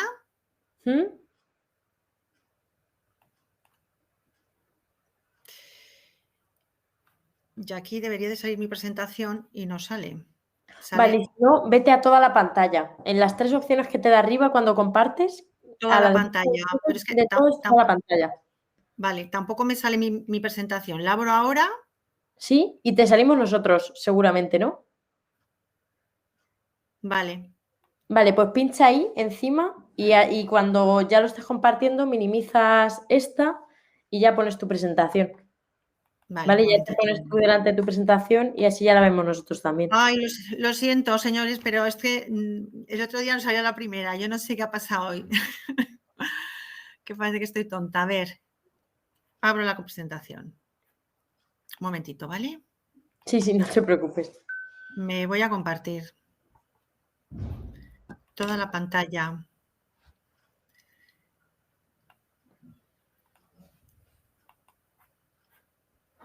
Comparto la pantalla, salís aquí, pero aquí. Vale, dale a ocultar y vete a tu presentación. No, ahí no le des a cambiar. No hace falta. ¿Doy a ocultar? Vale. Y ya tu presentación. Exacto. A ver. Ahí. Perfecto. Ya lo vemos bien. Me faltaba el ocultar. Sí. Bueno, pues ya estamos. Parece que hoy los microbios se han apoderado de nuestros ordenadores. Bueno, yo os voy a hablar, o por lo menos introducir en algo que me parece muy interesante, que es aprender en una herida, por lo menos a plantearnos cuando tengo infección, cuando tengo inflamación, en qué momento decido si tomo una muestra, si no tomo una muestra, si pongo un antimicrobiano, no pongo un antimicrobiano, o hay que poner un antibiótico o no. ¿de acuerdo? ¿Y por qué me parece esto? Sobre todo en estas heridas de difícil cicatrización. Pues porque están apareciendo muchísimos problemas asociados al uso de antibióticos indiscriminado o sin una pauta adecuada, ¿de acuerdo? Y entonces, bueno, pues hay que tener muchísimo cuidado con su empleo porque las resistencias están siendo muy, muy importantes. Nos estamos encontrando con problemas realmente tremendos porque tenemos infecciones a lo mejor por pseudomonas en úlceras venosas que no hay manera de... son multiresistentes a todo y ya sabéis lo que eso conlleva, a cronificaciones hablamos de años y con mucho dolor y muchísimas curas. Bueno, es tremendo, ¿vale? Entonces ya hubo un movimiento que en Aragón se ha puesto, estamos en Aragón, pues se puso en marcha en el 2018, que es el IRAS-PROA, ¿vale? Para optimizar el uso de antibióticos y para abordar las infecciones relacionadas con la asistencia sanitaria. La OMS nos dice que en el 2050 va a haber un gran problema de salud pública en cuanto a la resistencia de los antibióticos porque va a ser una de las primeras causas de mortalidad en el mundo. Con lo cual vamos a intentar, desde lo que a nosotros nos compete, desde enfermería, el poder hacer algo al respecto, por lo menos tener conocimiento sobre ello. En primer lugar, la inflamación, yo siempre la comparo cuando veo una herida a un volcán. Siempre les digo, cuando tengáis la herida como un volcán roja, como ardiente, ¿no? Como que está a punto de explotar, inflamare, como encendida, ¿vale? ¿Qué está ocurriendo? Pues nuestro sistema inmune se ha puesto en marcha, aumenta el flujo vascular hacia la zona que está con la lesión, entonces la permeabilidad capilar también aumenta y todas las moléculas y elementos que van a intervenir en la batalla que se va a tener contra los microbios o bacterias que tengamos en ese lecho, en esa herida, pues va a comenzar, ¿de acuerdo? Y van a aparecer la clásica tétrada de Celso que conocemos todos, calor, rubor, tumor y dolor. Cuando tenemos esa inflamación va a poder ser de carácter agudo, donde vamos a tener una gran concentración de fluido plasmático, linfocitos, defensas que van a ir a la batalla. A las 48-72 horas vamos a ver que va a haber muchos macrófagos predominando sobre nuestras defensas, intentando fagocitar a los microbios y al quinto o séptimo día, hacia la semana, ya van a disminuir las células inflamatorias y los fibroblastos van a empezar ya a tener su cometido, ¿vale? A intentar empezar a cicatrizar. ¿Pero qué ocurre si esto no es así? Pues vamos a llegar a una inflamación crónica. Se va a producir una acumulación de células inmunes de forma persistente en esa zona de la lesión. Los linfocitos y los macrófagos prolongan su vida media, ¿de acuerdo? Se incrementan sustancias como las citoquinas y se va a producir una cronificación de la herida. ¿Y qué son las citoquinas? Las citoquinas son mediadores de inflamación. Vamos a tener unas que promueven y activan las células inmunitarias y otras que son antiinflamatorias y van a intentar crear una supresión de esa activación. ¿Qué ocurre? Va a haber un desequilibrio entre estos dos tipos de citoquinas, predominando las que promueven la inflamación y entonces todo ello va a conllevar a una cadena de circunstancias adversas que llevan a esa cronificación. Cuando cogemos un exudado de una herida o hacemos una biopsia, vamos a ver que hay una gran presencia de estas citoquinas, ¿de acuerdo? Estas además ponen en marcha las metaloproteasas, que todos habréis oído hablar de las metaloproteasas, principalmente la 2 y la 9, que degradan las proteínas de la matriz, actúan contra los factores de crecimiento y los receptores. Los factores de crecimiento, ¿qué ocurre? Pues que no van a multiplicarse, no van a estar a la para poder potenciar la cicatrización, porque nuestros fibroblastos además están en estado senescente. A cuanto mayor antigüedad tenga nuestra lesión, menos va a ser la multiplicación que vamos a poder tener de estos fibroblastos. Con lo cual vamos a tener que nuestras metaloproteasas, que vienen de estas citoquinas inflamatorias, ¿de acuerdo?, van a actuar en contra del colágeno, fibronectina, elastina, factores de crecimiento, todo aquello que nos va a iniciar el proceso de cicatrización. Con lo cual, en las heridas crónicas, además, vamos a tener en cuenta que tenemos factores como que la respuesta vascular a nivel local está disminuida. Hemos visto que hay un cambio de infiltrado de las moléculas y los elementos que tienen que actuar, de presencias de fibroblastos y tejido cicatrizado y desestructurado. Esta lesión, por ejemplo, la vemos y no tenemos muy claro si tenemos fibrina, colágeno, etcétera, o puentes epiteliales, ¿de acuerdo? Además, los microorganismos en estas heridas crónicas se perpetúan, ¿de acuerdo? Y no dejan que otras fases que vienen después se inicien. Y, por supuesto, estas heridas no van solas, como ya ha dicho Ana al principio. Las heridas van acompañadas o son parte de nuestros pacientes, con lo cual tenemos que tener muy presente que déficit en la perfusión, daño en las terminaciones nerviosas, presiones mantenidas o enfermedades metabólicas como la diabetes van a ser perpetuadores de estas heridas, ¿de acuerdo? Hay una bibliografía que además os voy a remitir al final a dos documentos que me parecen importantes sobre los cuales he hecho toda la presentación y que es lo más actual que tenemos del 2022. Uno es del IWI, del Instituto Nacional Internacional sobre las infecciones, sobre las heridas infectadas, ¿de acuerdo?, que nos habla de principios de mejores prácticas en la infección de las heridas.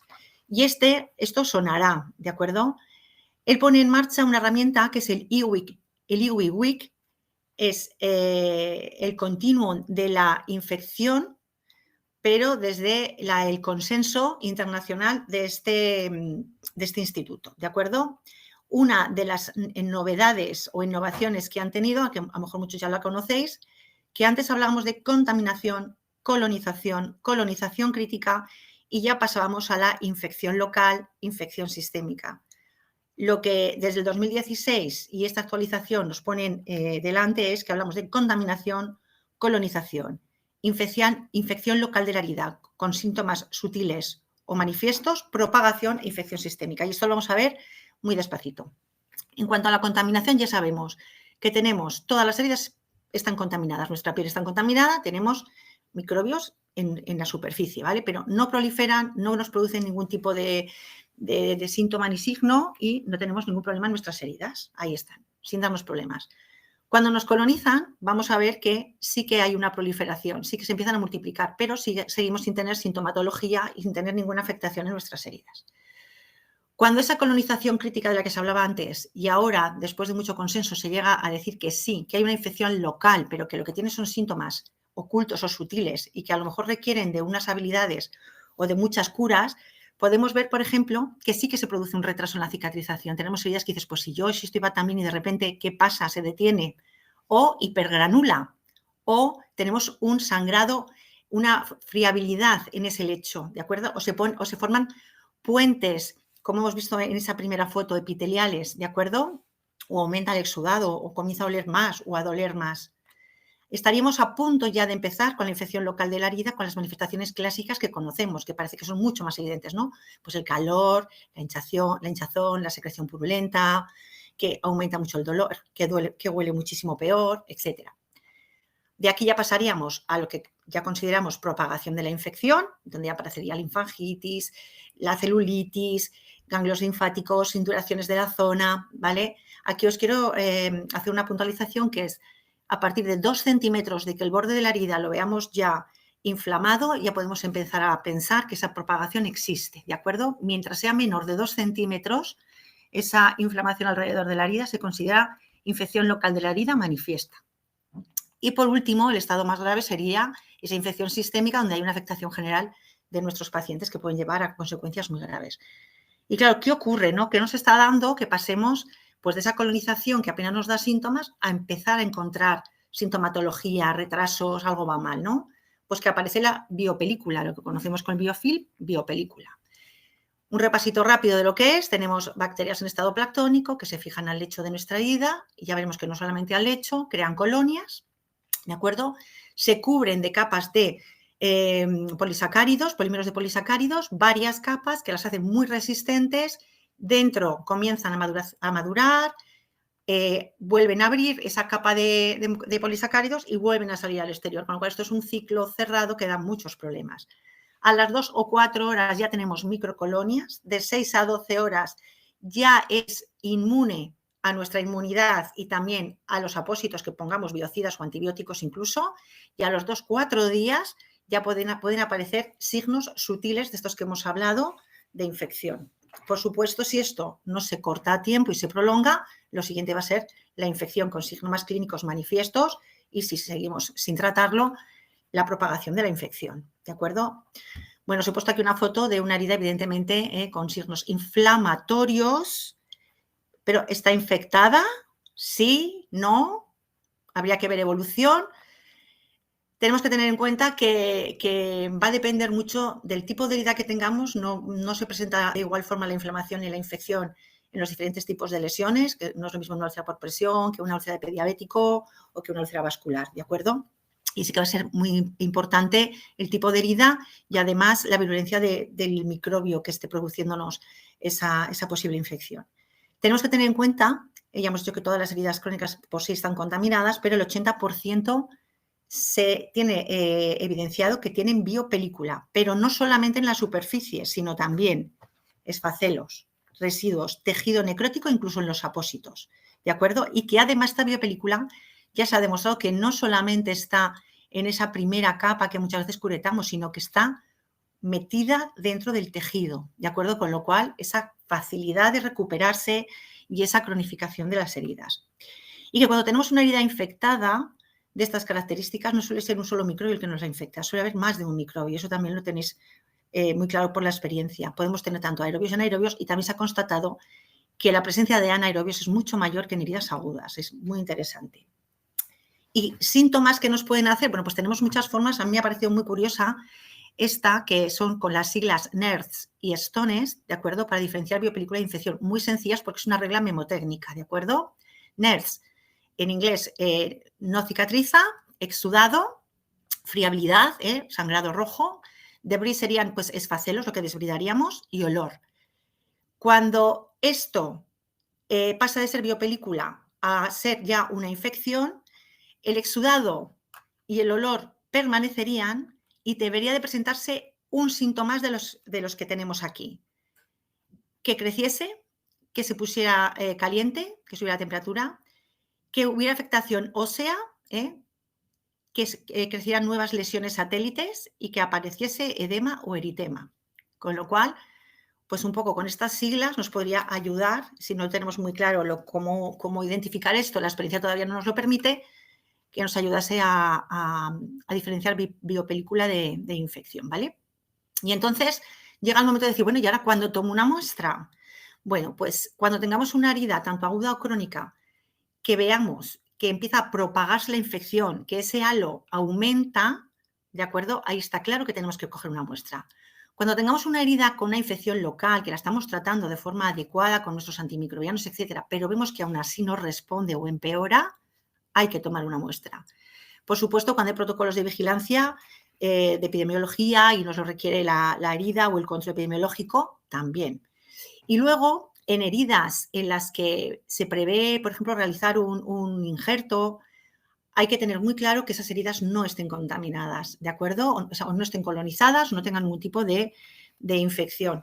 Ay, perdón, esto le he debido dar. Un momento. De infección. Entonces, aquí también deberíamos tomar una muestra. Pero además tenemos pruebas diagnósticas que nos pueden facilitar el saber si tenemos una infección o solo es una inflamación.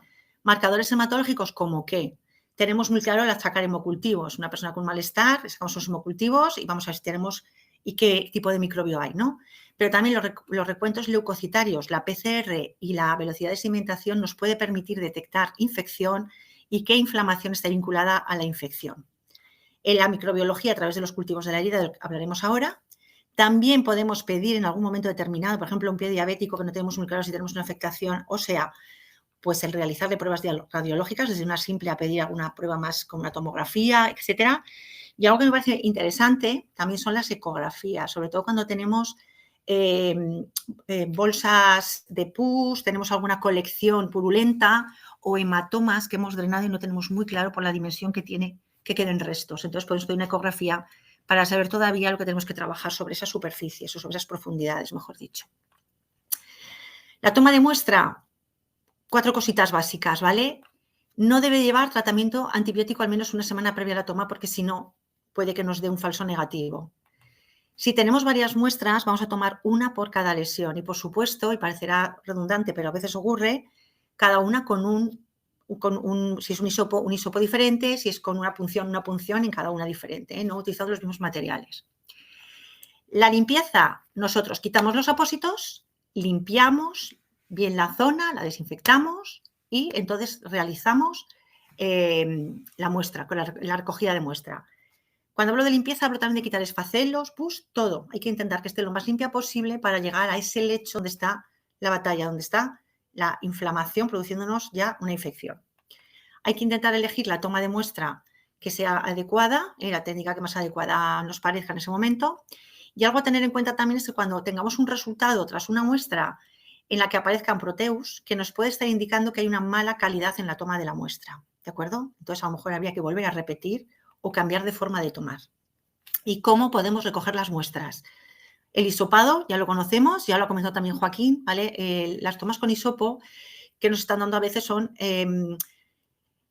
infecciones locales o muy superficiales de la herida, que a veces con limpieza, desbridamiento y poco más se resuelve. Entonces, hay muchas veces que estamos llegando a utilizar antibióticos cuando no son necesarios. Entonces, hay mucho debate respecto a este tipo de toma de muestra. Se está atendiendo mucho a la punción aspiración percutánea, ¿de acuerdo? Ahora explicaremos cómo, a través de la piel perilesional, ir al tejido más profundo, donde tenemos los microbios con nuestras defensas en plena batalla. Por supuesto, algo, pero es más invasivo, más costoso y a lo mejor requiere una cierta pericia y consentimientos, son las biopsias mediante los punch, ¿vale? El punch, por si no lo conocéis, es este instrumento muy parecido a la cureta que termina de forma circular, que se aplica sobre el contorno, por ejemplo aquí podríamos hacerlo, en el contorno de la herida para pillar un poquito de donde estuviera más limpio, el lecho y parte un poquito del borde, se gira, esto nos crea un cilindro dentro del punch y se corta o se disecciona o a veces simplemente sale metido en el punch. Y esa muestra es la que mandamos a microbiología o incluso anatomía patológica. Y por supuesto los homocultivos que nos van a poder dar el microbio que tenemos sobre el que trabajar. Y en el último libro que os he presentado de Ligui, habla también del desbridamiento cortante en tejido viable en la base de la lesión. Es decir, si yo he desbridado una lesión, la he dejado súper limpia, aún puedo rascar un poquito más al fondo, puedo curetar un poquito más y esa muestra mandarla al laboratorio, ¿vale? A microbiología. Mirad, respecto a las técnicas con hisopo hay tres. Tenemos la centrípeta de Essen, que es como de las más conocidas, que se hacen como 10 puntos de toma con el hisopo de forma circular y centrípeta, ¿de acuerdo? A la vez vamos moviendo el hisopo de forma suave, haciendo un poco de frotado. Esta sería la de Essen. Luego tendríamos aquí la del medio, la de Levin, que es un poco la técnica que, en caso de tener que hacer una técnica con hisopo, sería la más recomendable, en la que sobre 1 centímetro cuadrado de superficie lo que hacemos es un frotado con intención como de exprimir el lecho para que se impregne del exudado de la herida. Y la técnica en zigzag, ¿de acuerdo? Que sería ir frotando a la vez que realizamos rotaciones con el hisopo, hacer una Z. Así que las recordamos las tres, en círculo, presionando y en zigzag. ¿Qué ocurre con este tipo de tomas? A veces tenemos heridas muy secas que no podemos coger muestra, entonces podemos humedecer el hisopo con suero fisiológico estéril, ¿de acuerdo? Y proceder a hacer este recoge de muestras. Si os habéis dado cuenta, a nosotras nos resbalaba el hisopo, ¿de acuerdo? Porque no lo habíamos humidificado. Estábamos grabando y no lo hicimos. Así se adherirá mejor al lecho y cogeréis mejor lo que queréis coger. En cuanto a la punción de aspiración percutánea, os pongo un pequeño vídeo y os lo explico a la vez, ¿vale? No es necesaria anestesia porque es una inyección intramuscular.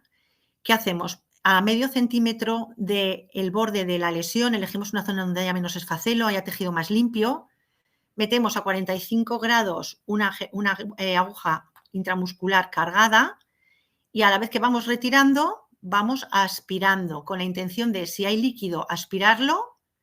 Y si no hay líquido, también nos vale porque esta aspiración, ¿de acuerdo?, va a dejar residuos a lo largo de toda la jeringa y ahora veréis que con medio milímetro o 1 milímetro de suero fisiológico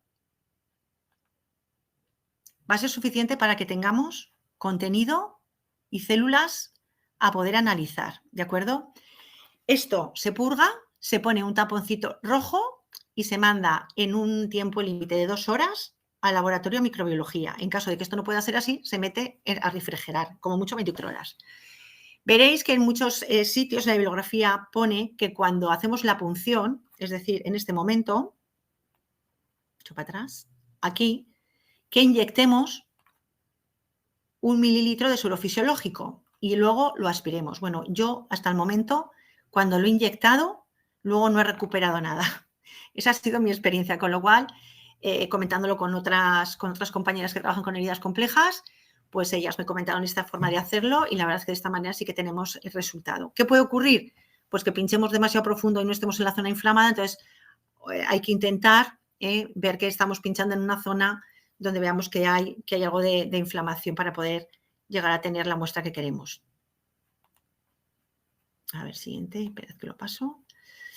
Con lo cual, cuando tengamos contaminada o colonizada nuestras heridas, que veamos que tampoco hay nada que nos manifieste que eso va mal, ¿qué tenemos que hacer? Pues no utilizamos antimicrobianos. No utilizamos antimicrobianos. ¿Qué hacemos? Limpiamos. Limpieza. La limpieza es fundamental. Y la limpieza no solamente es del lecho de la herida, eso sí que os tiene que quedar claro, ¿vale? La limpieza tiene que ser la herida, los bordes y de 10 a 20 centímetros de la piel perilesional. Quitamos escamas, quitamos costras, quitamos restos, quitamos pelos, quitamos todo lo que no tenga que estar, porque si no, esto seguirá progresando. Si llegamos a tener el problema de la infección local con síntomas sutiles, esa biopelícula, sí que ya está indicado el utilizar apósitos antimicrobianos tópicos, ¿de acuerdo? Por supuesto, si tenemos los síntomas clásicos, pero es que además yo quiero añadiros que cuando la infección local del área está con síntomas sutiles, con esa hipergranulación o con esa friabilidad, algo que funciona muy bien es el corticoide, ¿de acuerdo? El corticoide tópico en el lecho de la herida, incluso en los bordes, ¿de acuerdo? Una aplicación un par de días o un par de curas y veréis cómo ese volcán que hemos visto al principio se reduce y ya nos permite pues, pasar a un antimicrobiano, a una plata, sin ningún tipo de problema. Porque a veces cuando hay mucha inflamación veremos que la respuesta a los antimicrobianos tópicos a la plata no es la suficiente, ¿de acuerdo? Y por supuesto, medidas de limpieza, como os he comentado, se pueden hacer fomentos con soluciones, pues ya conocéis todos, no quiero dar nombres, pero pues la polixanida de biguanida, hipoclorito, etcétera, que permiten disminuir la carga bacteriana, reducir el exudado, limpiarnos el lecho, etcétera, y que además llevan a hacer surfactantes que ayudan a esa limpieza. Y por supuesto, cuando la infección se propaga, cuando pasamos 2 centímetros de esa inflamación perilesional, pues ya tenemos la indicación de poder utilizar, además de los antimicrobianos tópicos, los antibióticos sistémicos, ¿de acuerdo? ¿Podemos utilizar antibióticos tópicos? Sí, pero la experiencia y la evidencia nos dice que tampoco hay mucha evidencia sobre esto en cuanto a que se están creando resistencias por utilizar antibióticos tópicos a bajas concentraciones, ¿de acuerdo? Y tampoco están solucionando lo que una buena limpieza y un buen desbridamiento y un buen tratamiento antimicrobiano nos produce. Sí que está contemplado, me parece que hubo un estudio de, no sé si eran 12 ECAs, que sí que decían que la gentamicina parece que daba buenos resultados y que además ayudaba a cortar el proceso de la cicatrización, y el metronidazol para reducir el olor en algunas heridas que estaban contaminadas por hongos. Esto es lo que la evidencia ha encontrado. Luego a lo mejor vosotros con la experiencia habéis tenido alguna otra. Yo no suelo utilizarlos. Tópicos, nunca. La biopelícula, lo hemos comentado ya, desbridamiento del lecho y de los bordes. Y no solamente, aquí veis qué bien, qué gustito daría tener una cureta para raspar esto, pues no solo esto, hay que intentar también el lecho, los bordes, ¿de acuerdo? Soluciones tópicas, como ya hemos hablado, ¿de acuerdo? Y antimicrobianos locales. ¿Cuáles podemos elegir? Parece que son muy efectivos por la carga que llevan de plata, la plata nanocristalina, ¿de acuerdo? Y también el cadexómero iodado, parecen más potentes que otros, pero utilizaremos siempre plata, por lo menos la que tengamos. ¿Y en qué momento hay infección? Cuando viene una muestra de laboratorio, pues ya tenemos claro que es importante detectar cuando solo hablamos de biopelícula, a cuando tenemos ya una infección para remitirnos a un tratamiento antibiótico, pero también los cultivos, cuando hay más de 100.000 unidades de colonias formadas por mililitro, entonces quiere decir que podemos tener una infección y que requiere un antibiótico, salvo cuando nuestros microbios sean los Staphylococcus aureus, la Pseudomonas aeruginosa o el Streptococcus beta hemolítico, en el cual ya siempre se va a considerar, aunque no tengamos estas cifras, de carácter patógeno, van a requerir antibiótico. Y cuando tengamos sospecha de infección, los signos que vamos a tener, vemos que la lesión no progresa, típica herida que se queda ahí estancada. Los estadios 1 y 2 vamos a ver que hay signos sutiles, a lo mejor una hipergranulación, presencia de biofilm. Esa sepsis, esa infección que empieza a superar a nivel perilesional los 2 centímetros o sistémicos, como podéis ver que ya hay una afectación importante con repercusión en nuestros pacientes. Cuando vemos que la herida no progresa, tenemos que plantearnos si tenemos factores como la diabetes, inmunosupresores, que están haciendo que la herida no vaya bien. Entonces habrá que tratar.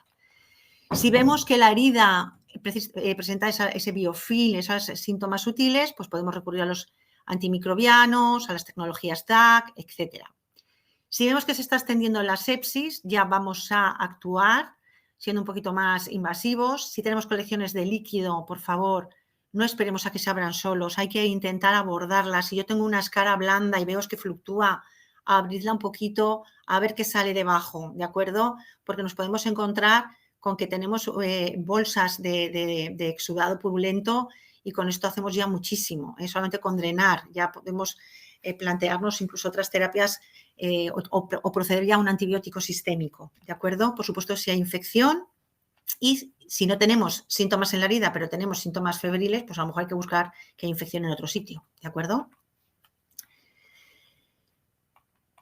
Si yo tengo una lesión en la que no hay otros riesgos, pero sigue sin ir bien, pues entonces me tengo que plantear que estoy entre una herida que puede tener un biofilm, una biopelícula, y entonces proceder a poner un antimicrobiano. Si yo he puesto un antimicrobiano en una lesión con biopelícula y va bien, bien, pero si no va bien, pues me tendré que plantear que estoy empezando a tener una propagación a lo mejor de mi herida o tengo que pasar a cambiar de antimicrobiano o a plantearme alguna terapia antibiótica, ¿de acuerdo? Y en el caso de las infecciones sistémicas, o sea, el empleo de antibiótico sistémico, pues si la respuesta no es buena, habrá que plantearse el cambiar antibiótico, ¿de acuerdo? Y siempre, siempre la herida es la que nos va a decir en qué momento estamos y qué es lo que tenemos que hacer y preguntar a nuestros pacientes. Para finalizar, la evidencia nos dice que si tenemos una colonización, que hemos detectado a lo mejor con un frotis, pero no tenemos ningún otro síntoma, no quiere decir que haya una infección. Sí que va a haber una mayor predisposición. El diagnóstico de infección fundamentalmente tiene que ser pues, esa identificación de síntomas, de signos, sutiles y por supuesto de los que son manifiestos. Que en las heridas que no cicatrizan, estos nuevos signos sutiles nos están diciendo que hay infección de alguna manera, ¿de acuerdo? Que está ahí. Que la mayor parte de las lesiones que tienen signos de infección con limpieza y desvidamiento se suelen resolver o por lo menos no avanzar. Que no existe evidencia que justifique la utilización de antisépticos tópicos en las heridas infectadas de forma rutinaria, por favor. Una cosa es que tengamos una herida sucia y que la limpiemos puntualmente o que la veamos que ya ha tenido mucho exudado, es decir, a hacer constantemente limpiezas con clorhexidina, ¿de acuerdo? Nos estamos cargando muchas veces lechos que están empezando a cicatrizar, a crecer, estamos siendo citotóxicos.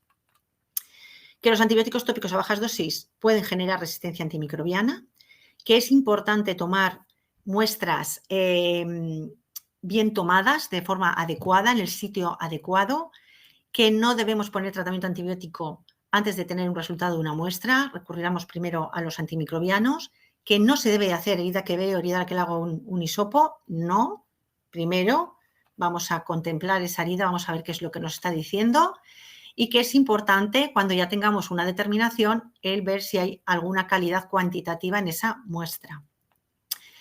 Os remito a estos 2 documentos que me parece súper importantes si os interesa la infección de las heridas, son del 2022, los podéis descargar de internet. Uno es el del IWI, la infección de las heridas en la práctica clínica, y el otro, ¿vale?, es de la SEINC, ¿vale?, de la Sociedad Española de Enfermedades Infecciosas y Microbiología Clínica, que se llama Procedimiento de Microbiología Clínica, de la Sociedad Española de Enfermedades Infecciosas y Microbiología Clínica. Y la verdad es que son los 2 muy completos y están completamente actualizados. Y con esto manejemos los antibióticos con cuidado y muchas gracias.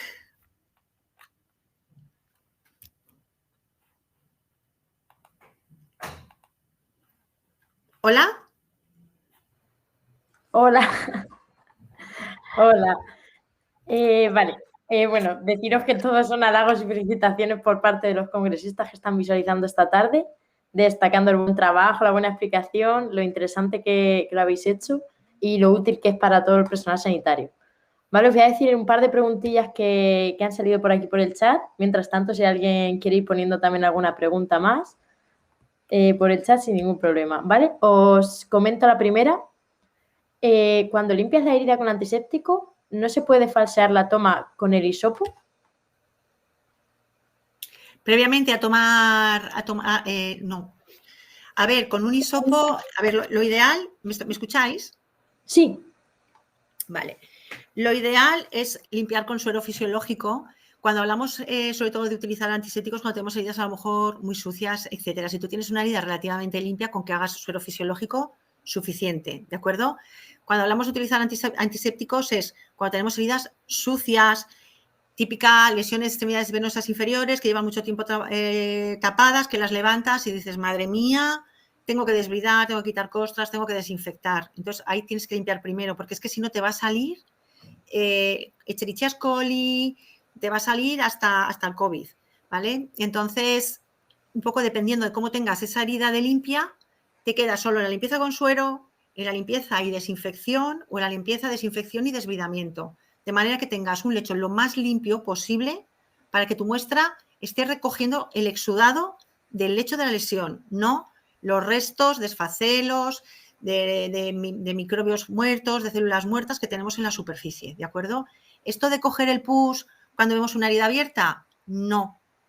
Si recogemos pus tiene que ser de una herida que esté cerrada, porque ahí podríamos encontrarnos con alguna anaerobio. Pero una herida que abrimos, que está exudada, que está llena de pus, eso de coger la muestra de ahí vamos a encontrarnos cosas que no van a ser a lo mejor lo que estén produciendo realmente la inflamación y la infección de nuestra herida, ¿de acuerdo? Primero limpia y vete al lecho. Y si puedes hacer la punción por aspiración, vas a ir algo más seguro. No sé si se ha quedado.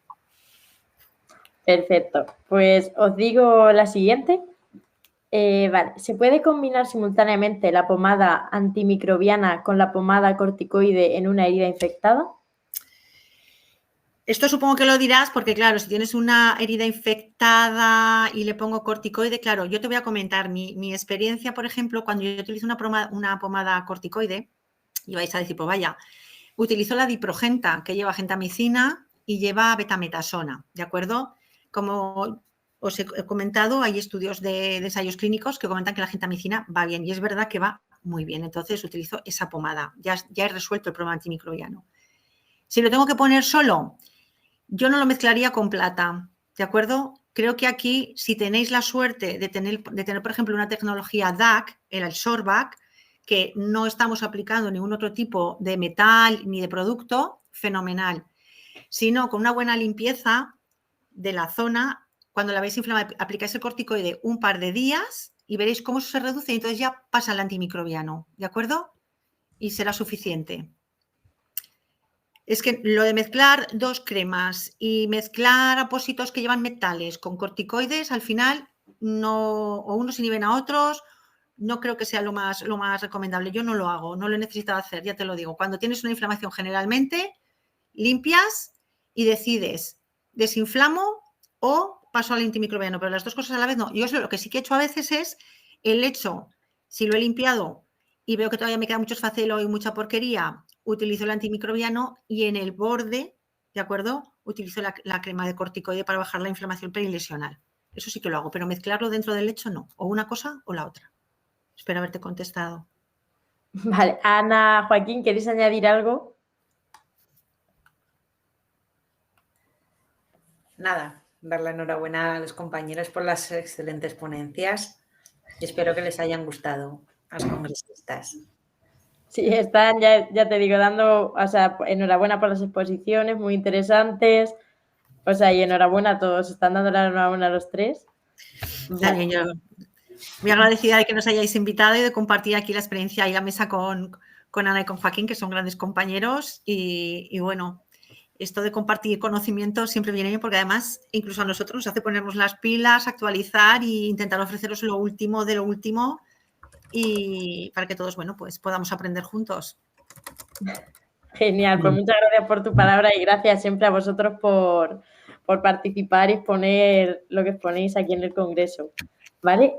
Como no hay ninguna pregunta más, bueno, deciros que Ana, María Jesús, Joaquín, que ha sido un placer escucharos y asistir a vuestro webinar de heridas de difícil cicatrización que habéis presentado entre los tres.